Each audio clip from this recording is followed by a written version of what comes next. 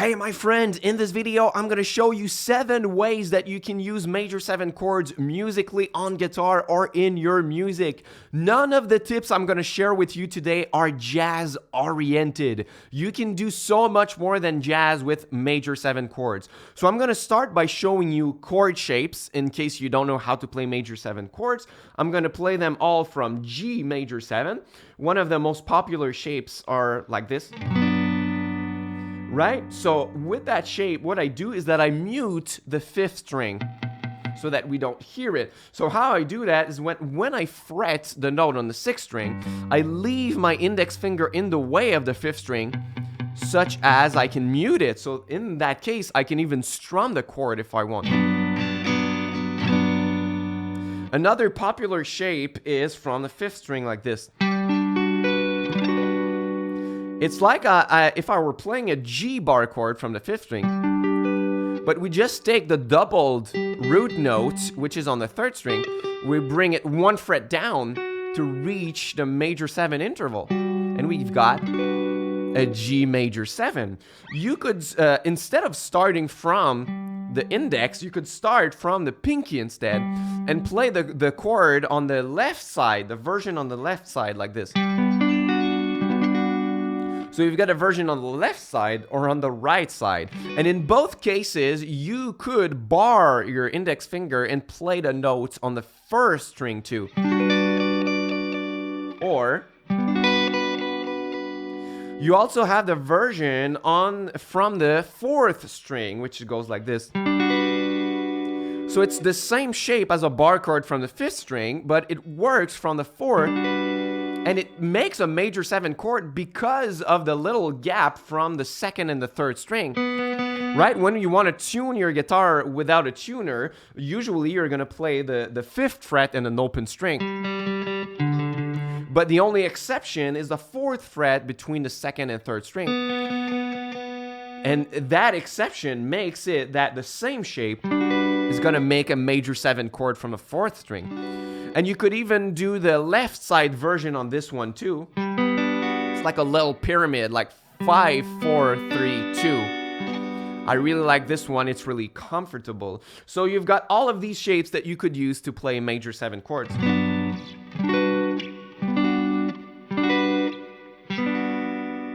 Everywhere on the fretboard. So when we first learn chord on guitar, we learn like open chords and bar chords and triads and spread triads. And by the way, if you don't know how to play spread triads, I have a free course for you. It's the first link in the description box. It's about 45 minutes of video, chord charts, exercises, all for free. So if you are new on my channel, you can check it out, first link in the description box. So after you learn all of that, the next step is to learn extended chords. And it's called extended chords because we add more notes to the chords. Usually a chord is the root, the 3rd, and the 5th. And now we're going to add the major 7. And it complexifies the sound of the chord, right? So one of the first extended chords that we learn most of the times is the major 7 chord. And I'm going to show you 7 ways to use it musically on guitar or in your music. So at number 1 is to use the major 7 chord on the 1 or the 4 chord in a major key. So the root chord or the 4 chord. So in any major key, you have the major scale,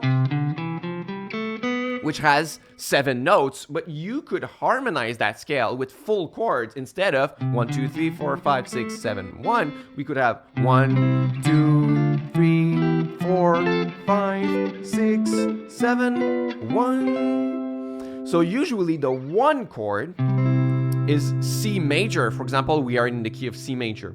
And the 4 chord, 1, 2, 3, 4, is a F major. But you could decide to transform these 2 chords in major 7 versions. So it's already a really cool progression just to vamp with the 1st chord, major 7 and 4.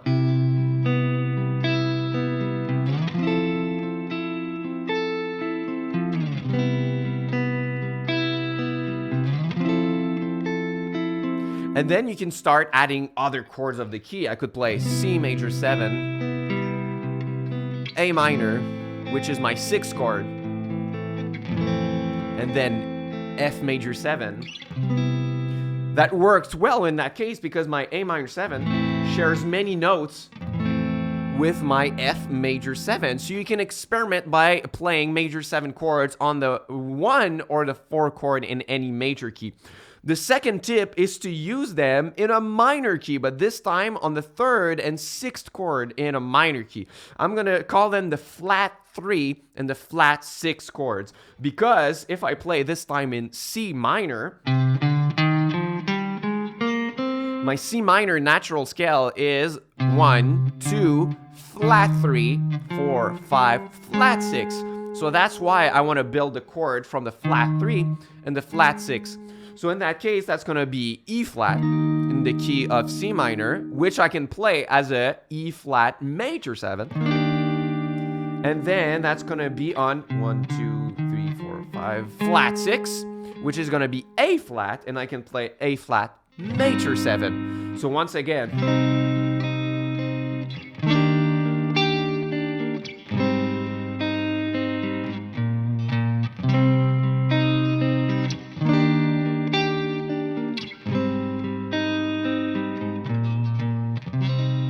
so that works really well in minor keys. The third tip is actually to mix those chords of parallel keys and use all the ones that I've showed you in the first 2 tips. What does that mean to use the chords in parallel keys? It's really simple. You have the key of C major, and its parallel key is C minor. So you start from the same note, but it's just minor or major, right? So I could decide to use the 1 and 4 chords, major 7, which were C major 7 and F major 7, and I could decide to use the flat 3 and flat 6 from my C minor key, which are E flat major 7 and A flat, and kind of play back and forth and mix those 2 keys together. That could sound like this.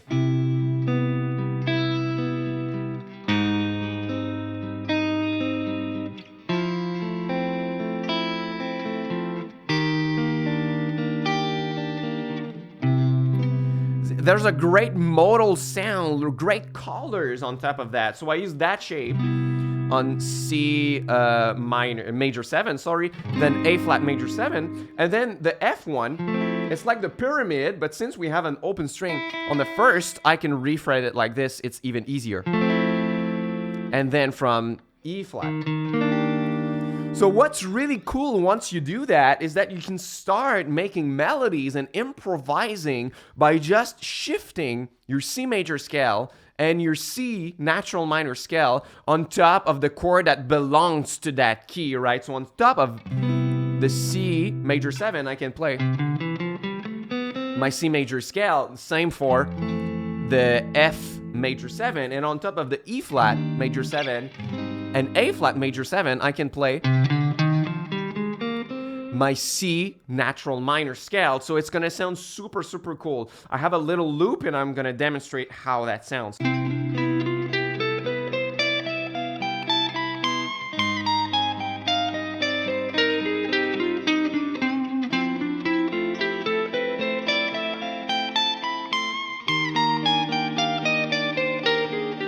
And then improvise.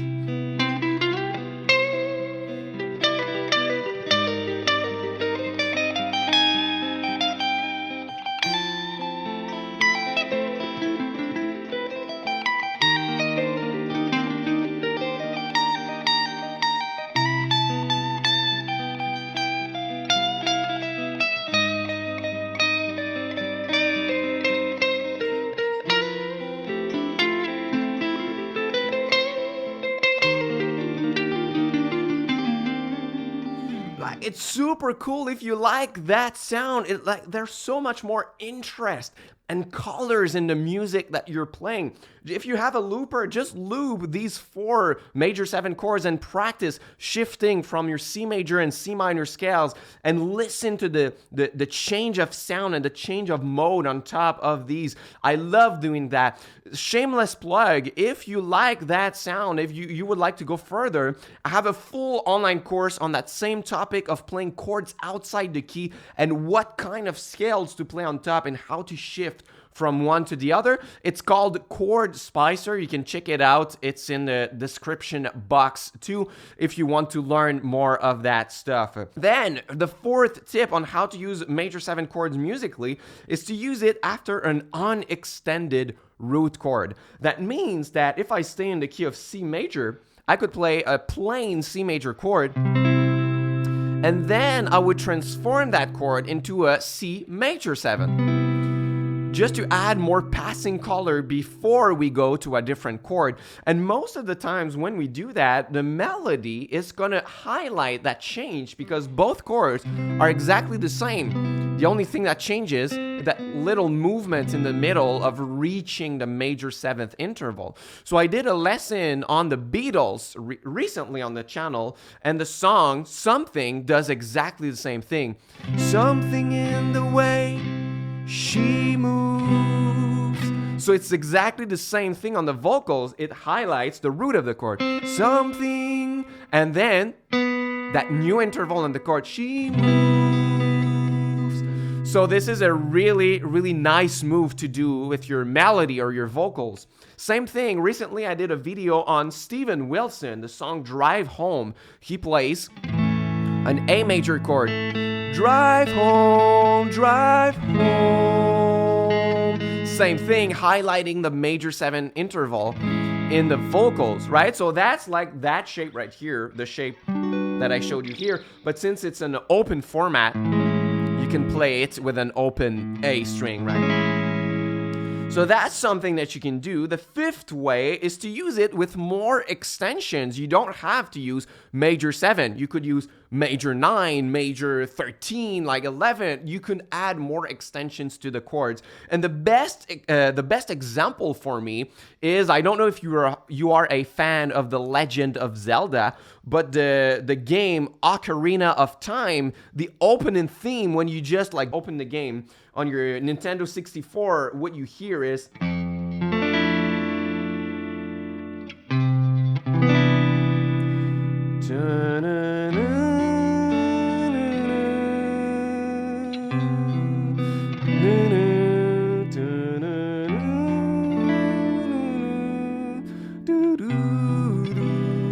I love this music, right? So it's in the key of C major. You have the 4 chord as a major 7 chord, and the root chord, the 1 chord, as a major 7 chord too. So that works, right? In a major key, you play them on the 1 and the 4 chord. But then they played chord like this. And that is going to be an F major 7 add 13, or an F major 13. So what we did is that we play the F major 7 like this, like I showed you, right? But then what we can do is to wrap the thumb around and play the low F for a bigger sound, right? And instead of playing the 5th of the chord right here, we're gonna change it for the 6th, which is also a 13. Super colorful chord, right? And then the same goes here. This is a shape that I haven't showed you, but it's another possible shape for major 7 chords. You got this shape. This is used a little bit less frequently because there's like a big dissonance at the top of the chord, but it's another version. So to have a smoother sound, they just brought the note right here, which is the C note. It's the same as the bass note, 2 frets higher to reach the 9th. Right? And that creates a C major 9. So you've got this. So you can add extensions to make the chord even sweeter. The only rule is that the note that you're adding needs to be in the key, right? So by adding this note, it's in the key of C major. Same goes for this one. Actually, it's the same note both times, right? It just creates a different extension. So it's really, really nice. The 6th way is to use it as an expressive chord substitution. To use let's say a 4 chord progression take one of those chords and substitute it with a major 7 chord. The best example is the song Time by Hans Zimmer on the movie Inception.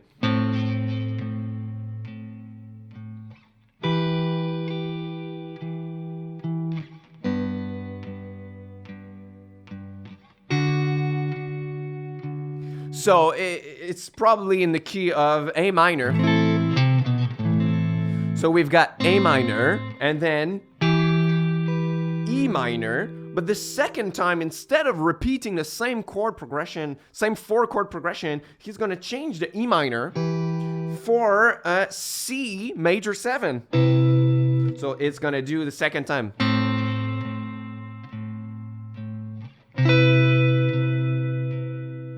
And it has such a profound impact, the chord change here. So the goal is that the top notes of the E minor are the same ones as the C major 7. So we hear the notes that we expect to hear. It's just the chord behind it that's different. Instead of the E minor, it's C major 7, right? So...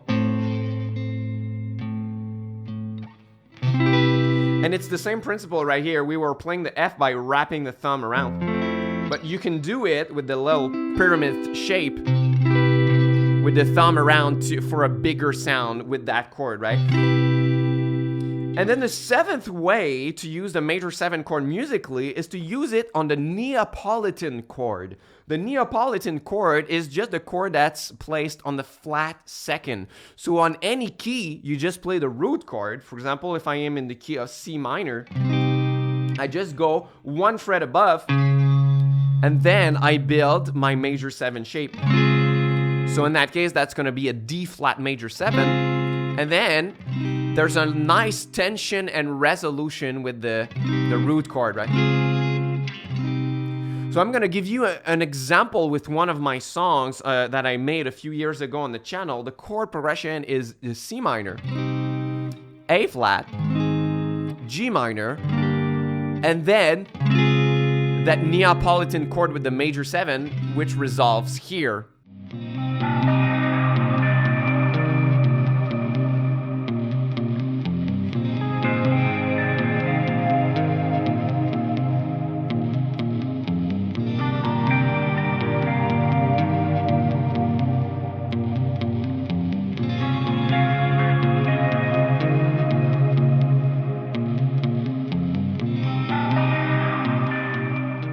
So it works really well to end the chord progression and go back to my root chord, because if you think about it, the major 7 interval on that Neapolitan chord is already the root note of my key, right? It's just like tension, resolution.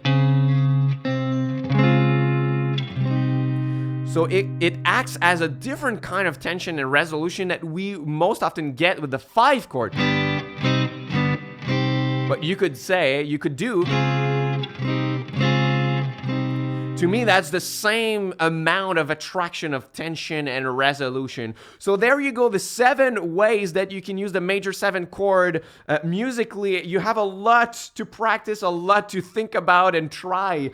Once again, I'm going to show you the description box because I shared with you 2 different things. My free course on spread, try it. If you've never taken it, it's totally for free. You have 45 minutes of lessons. You can download chord charts. You can download exercises. It's super, super valuable. And my course, Chord Spicer, if you really liked when I improvised, shifting the little scales.